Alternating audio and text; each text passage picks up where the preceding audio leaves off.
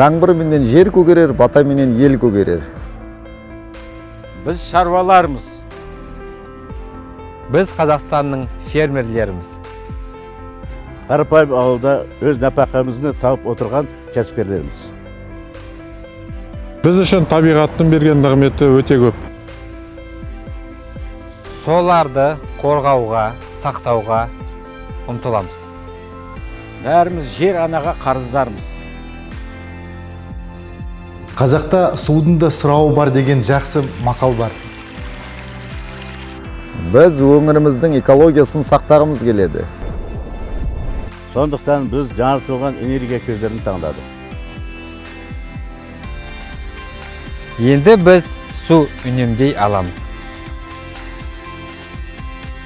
Күнді жылу ретінде пайдаланамыз. Жыл 12 ай үздіксіз өнім шығарамыз. Біз біргеміз, әлемді бірге құтқарамыз. Фермерлер табиғат үшін алға. Фермерлер табиғат үшін алға.